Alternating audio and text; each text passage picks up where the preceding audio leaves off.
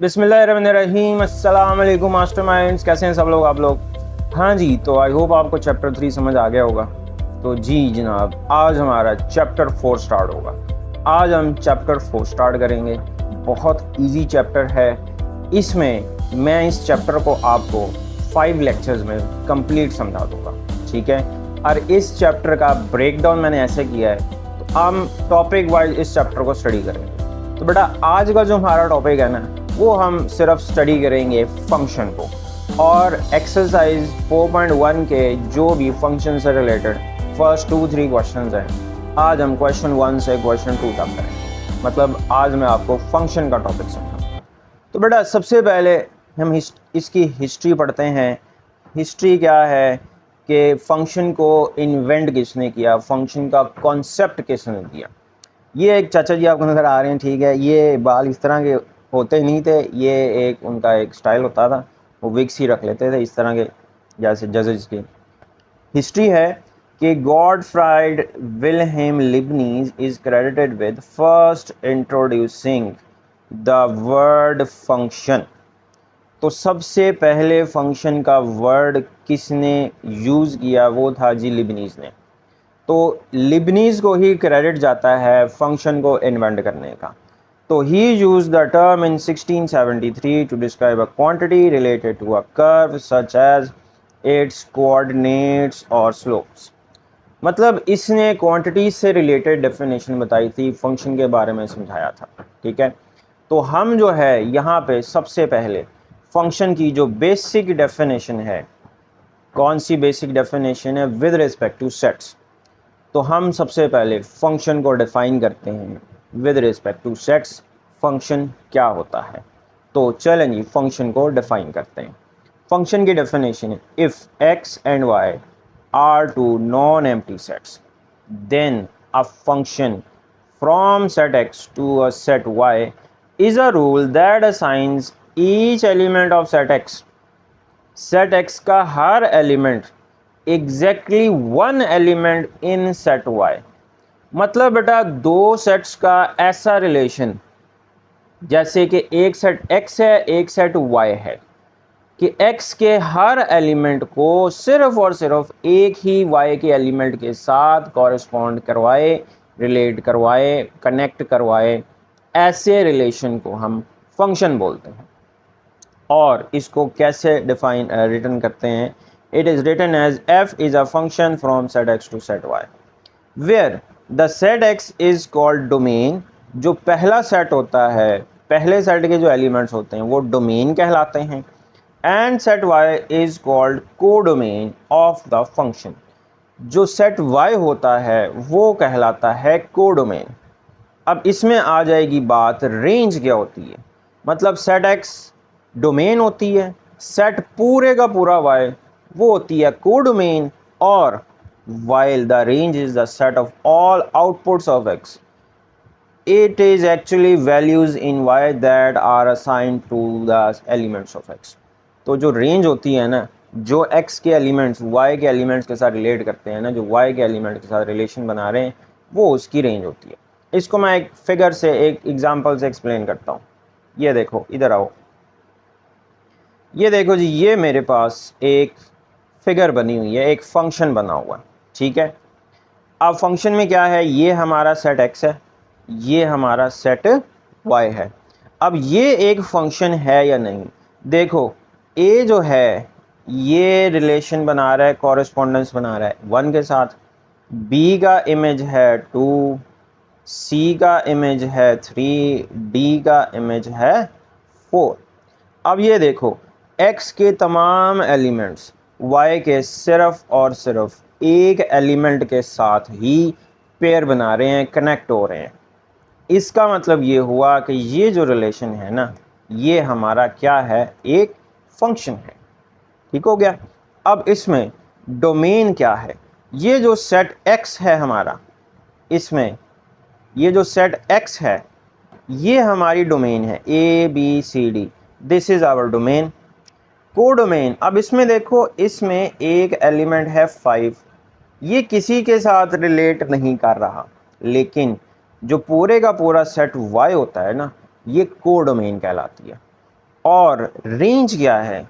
Range है कि जिन elements ने वाई के जिन एलिमेंट्स के साथ रिलेशन फॉर्म किया है उन एलिमेंट्स को अगर हम कंसिडर कर लें, ये होती है हमारी रेंज। मतलब जो जवाब आता है, ए का आंसर आ रहा है 1, बी का 2, सी का 3 और डी का 4।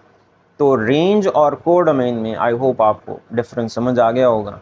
जो पूरा सेट होता है वो होता है कोडोमेन, और जो ए एक्स के जो एलिमेंट्स जो वाई के साथ कॉरेस्पॉन्डेंस बना रहे होते हैं, जो उनके आंसर्स आ रहे होते हैं, उन आंसर्स का ओनली जो सेट होता है वो रेंज कहलाता है। ठीक हो गया?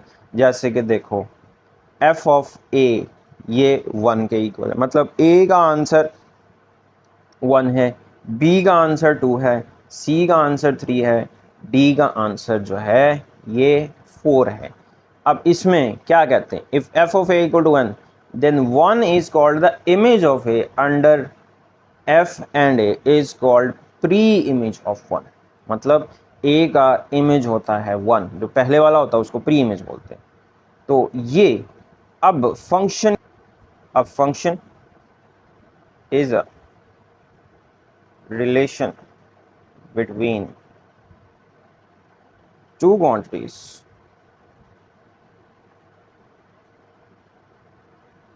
such as one quantity depends upon the other। या अब इसको समझ लो, क्या है फंक्शन? एक ऐसा रिलेशन होता है दो क्वांटिटीज़ के दरमियान कि एक क्वांटिटी जो है ना डिपेंड कर रही हो दूसरी क्वांटिटी के ऊपर। तो ये भी डेफिनेशन है फंक्शन की। हमने पहले सेट से रिलेटेड की, अब हम क्वांटिटी से रिलेटेड करते हैं। इसकी एग्जांपल देता हूँ। जैसे देखो एरिया ऑफ सर्कल, ये क्या होता है? पाई आर स्क्वायर होता है। ठीक है, तो पाई आर स्क्वायर में अगर मैं रेडियस को इंक्रीज करूँगा तो एरिया भी क्या हो जाएगा? ये भी इंक्रीज हो जाएगा। इसी तरह अगर मैं रेडियस को डिक्रीज करूँगा तो एरिया भी क्या हो जाएगा? एरिया भी डिक्रीज हो जाएगा। तो यहाँ पर एरिया जो है वो किस पे डिपेंड कर रहा है? रेडियस के ऊपर। तो देखो दो क्वांटिटीज़ हैं, एक क्वांटिटी दूसरी क्वांटिटी पे डिपेंड कर रही है, तो ऐसे रिलेशन को भी हम क्या बोलते हैं? हम फंक्शन बोलते हैं। तो आई होप आपको फंक्शन का जो कॉन्सेप्ट है ना वो समझ आ गया होगा कि फंक्शन दो क्वांटिटीज़ का रिलेशन होता है, ठीक है, जिसमें एक क्वांटिटी दूसरी क्वांटिटी पे डिपेंड कर रही होती है। अब फंक्शन को हम रिप्रेजेंट करते हैं y is equal to f of x. ये लिबनीज एंड आयलर ने ये नोटेशन दी थी। इसको आयलर्स नोटेशन या लिबनीज नोटेशन दोनों मिल के किया था। तो आयलर ने कहा कि हमारी जो नोटेशन होती है ना y is equal to f of x, ये फंक्शन को रिप्रेजेंट करती है। यहाँ पर जो x है ये हमारा इंडिपेंडेंट वेरिएबल होता है, और जो x पुट करके y के आंसर्स आते हैं वो हमारा डिपेंडेंट वेरिएबल होता है। तो ये है जी डेफिनेशन किसकी? फंक्शन की। अब इसकी बहुत ही आसान सी एग्जांपल क्या है जी? Students parents relation. स्टूडेंट्स का पेरेंट्स के साथ क्या रिलेशन है? स्टूडेंट एक डिपेंडेंट क्वांटिटी है। स्टूडेंट्स क्या हैं? डिपेंडेंट हैं अपने पेरेंट्स के ऊपर, और पेरेंट्स जो हैं ये इंडिपेंडेंट क्वांटिटी हैं। अब ऑब्वियस बात है कि पेरेंट्स स्टूडेंट्स को, अपने बच्चों को जितनी पॉकेट मनी देंगे उसी हिसाब से वो शॉपिंग कर सकेंगे। ठीक है, ज़्यादा दे देंगे तो ज़्यादा हो जाएगी, कम देंगे तो कम होगी। तो स्टूडेंट्स या जो बच्चे हैं ये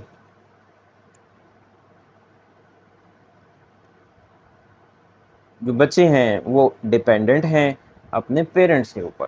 तो ये रिलेशन भी क्या कहलाएगा? ये रिलेशन भी एक फंक्शन कहलाएगा। ठीक है, अब फंक्शन जो है ना ये एक मशीन की तरह काम करता है। फंक्शन क्या करता है? एक मशीन की तरह काम करता है। जैसे ये एक मशीन है, सपोज वॉशिंग मशीन है, कोई भी है, आप फंक्शन मशीन को इनपुट देते हो x, ये इनपुट यहाँ पर मशीन में जाती है, मशीन इस इनपुट को प्रोसेस करता है और यहाँ पर हमें इनपुट x से जो आउटपुट मिलती है वो y की फॉर्म में या f ऑफ x की फॉर्म में होती है।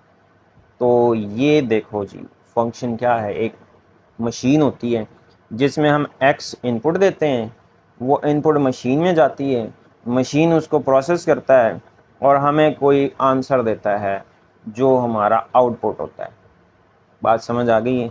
अब इसको मैं एक छोटी सी एग्जांपल से एक्सप्लेन करता हूँ। जैसे देखो, मेरे पास एक फंक्शन है f ऑफ x, एक्स के प्लस 1। अब मैं उसमें x की कोई इनपुट देता हूँ, पुट कर दो x को 1, मैंने x को इनपुट दी 1, तो x जहाँ जहाँ पर फंक्शन में उसकी जगह पर मैंने क्या पुट कर दिया, 1 पुट कर दिया, तो मुझे जो आउटपुट मिली वो क्या मिली, वो मिली 2। तो f एट 1 किसके इक्वल आ गया, ये आ गया 2 के इक्वल। अब यहाँ पर जो x की वैल्यूज़ होती हैं वो फंक्शन की डोमेन होती है और जो y के आंसर्स आते हैं वो फंक्शन की क्या होती है, वो फंक्शन की रेंज होती है। x की वैल्यूज़ डोमेन होंगी, y की वैल्यूज़ जो आएंगी, जो एक्सपोर्ट करके जो फंक्शन का आंसर आएगा वो रेंज होती है। ठीक है, तो आई होप आपको फंक्शन का टॉपिक अच्छी तरह समझ आ गया होगा। अब जैसे ये देखो, ये आगे एग्जांपल है एक, ये जैसे मैंने एग्जांपल से समझाया है, एफ एक्स गिवन है, आपने एफ एट 0 फाइंड करना है। क्या करना है, जहाँ जहाँ पर x है वहाँ पे क्या पुट कर देना है, 0 पुट कर देना। तो 0 + 0 + 1, तो आउटपुट क्या आ गई, आउटपुट 1 आ गई। जहाँ पे x है -2 पुट कर दिया, इसको सॉल्व करो, 4 - 6 + 1, इसका आंसर क्या आ गया, -1 आ गया। तो x इनपुट दी, y आउटपुट मिल गई। अब f एट a कोई भी वैल्यू पुट की जा सकती है, x की जगह पे आपको a पुट कर देना है, जहाँ जहाँ पे x है क्या पुट कर देना है, आपने a पुट कर देना है, ये आउटपुट आ गई। अब इसी तरह ये इम्पॉर्टेंट बात है, अगर हम क्या करें कि कोई वैल्यू की जगह पे एक फंक्शन एक और पुट कर दें, कोई वैल्यू पुट कर दें, एक्सप्रेशन पुट कर दें, उसका भी वही प्रोसेस है। तो जहाँ जहाँ पे x है आपने क्या रिप्लेस कर देना है, x + 1। तो x स्क्वायर, x की जगह पे हमने क्या पुट कर दिया, x + 1, यहाँ पे भी x + 1, इसको सिंप्लीफाई कर दो, x² + 2x + 1 + 3x + 3, तो ये हमारी आउटपुट आ गई। ठीक हो गया, तो ये हमारे पास है फंक्शन।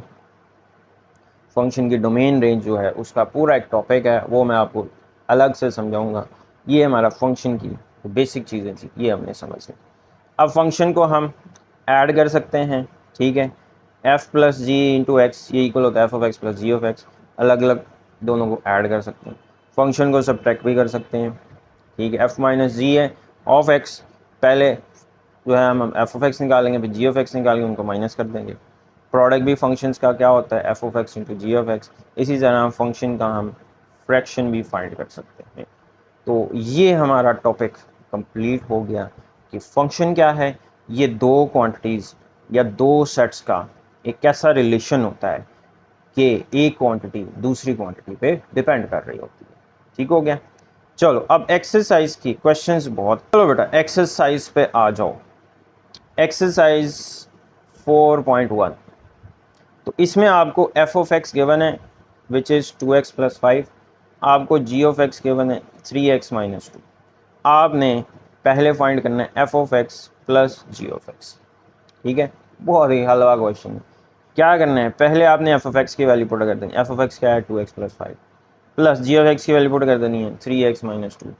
तो 2x + 5 + 3x - 2, तो 2x + 3x कितना हो जाएगा 5x, और 5 - 2 कितना हो जाएगा 3। लो जी f of x + g of x की वैल्यू, ये पहला क्वेश्चन हो गया। Part number second, f of x - g of x। तो पहले आपने f ऑफ x पुट करना है, ठीक है, माइनस, फिर आपने g ऑफ x पुट करते हैं, माइनस है तो ब्रैकेट लगेगी, ये 2x + 5 ऐसे ही रह जाएगा, माइनस करेंगे तो अंदर वाली साइंस चेंज हो जाएंगी, -gx + 2, तो 2x - 3x कितना हो गया, माइनस का x, और 5 + 2 कितना हो गया 7। लो G F X minus G of X की वैल्यू आ गई। ये आपका क्वेश्चन नंबर 1 कंप्लीट हो गया। क्वेश्चन नंबर 2 भी सेम ऐसे ही करना है। इसमें आपको ये प्रोडक्ट फाइंड करना है, कॉमा नहीं है, प्रोडक्ट। हमने अब एफ एक्स को जी ऑफ एक्स के साथ मल्टीप्लाई करना है, ठीक है। तो चलें जी मल्टीप्लाई करें। एफ एक्स की वैल्यू पुट की x+2, जी ऑफ एक्स की वैल्यू पुट की 2x+4। तो मल्टीप्लाई करो x इंटू 2x 2x के, x into 4 4x, 2 into 4 4x, 2 into 4 8। तो देखो जी 2x square 4x plus 4x कितना हो गया 8x प्लस का 8। अब देखो इसमें से कॉमन क्या आ रहा है 2 कॉमन आ रहा है, बाकी क्या रह गया 2 इंटू एक्स के प्लस 4x। तो ये हमारा आंसर आ गया, ठीक है। तो अब हमने फाइंड करना है, पहले आप जी ऑफ एक्स रखना है फिर एफ ऑफ एक्स। तो पहले आप जी ऑफ एक्स पुट करो 2x + 4, फिर आप पुट करो एफ ऑफ एक्स। काम वही करना है, मल्टीप्लाई करो 2x इंटू एक्स 2x के, 2x into 2 4x, 4 into x 4x, 4 into 2 8। तो ये बन गया 2x + 8x + 8, इसमें से भी 2 कॉमन आ गया। लो जी ये हमारा आंसर आ गया। पार्ट नंबर 2 भी हो गया। चलो अब आ जाओ पार्ट नंबर 3 पे। F of x over g of x. तो एफ ऑफ एक्स को जी ऑफ एक्स पे डिवाइड करने, एफ ऑफ एक्स हमारा है x+2। अभी ये कैंसिल नहीं होगा, ये अभी कैंसिल नहीं होगा, इसको ऐसे ही लिखेंगे, ठीक है। तो आपने क्या करना है, ये मैं इसको ऊपर लिखता हूँ, क्या x+2 ओवर 2x+4। अब देखो इसमें से 2 कॉमन आ जाएगा, क्या कॉमन आ जाएगा 2, तो क्या बन जाएगा x+2 बन जाएगा। ये वाला x+2 ऊपर वाले x+2 से कैंसिल, तो इसका आंसर क्या आ जाएगा 1/2। अब इसी तरह हमने G of x over F of X find करना। तो जी ऑफ एक्स 2x+4 है, ये कैंसिल नहीं करना अभी। एफ ऑफ एक्स क्या है x+2, तो इसमें से और इसमें से 2 कॉमन आ रहा है, तो क्या रह गया x+2। तो ये x+2 इस x+2 से कैंसिल, तो इसका आंसर क्या आ गया, इसका आंसर आ गया 2। तो ये था जी हमारा पहला टॉपिक कि फंक्शन क्या है, डोमेन क्या है, कोडोमेन क्या है। तो इसी तरह अब नेक्स्ट टॉपिक मैं आपको समझाऊंगा नेक्स्ट लेक्चर में। छोटी वीडियो बनाई है, लंबी वीडियो हो जाती है तो स्टूडेंट जो है ना वो बोर हो जाते हैं। मैंने कहा इस बार छोटे छोटे से टॉपिक वाइज आपको समझाऊंगा। पहला टॉपिक हमारा फंक्शन का था, वो कंप्लीट हो गया। नेक्स्ट लेक्चर में हम पढ़ेंगे कंपोजिशन ऑफ फंक्शंस।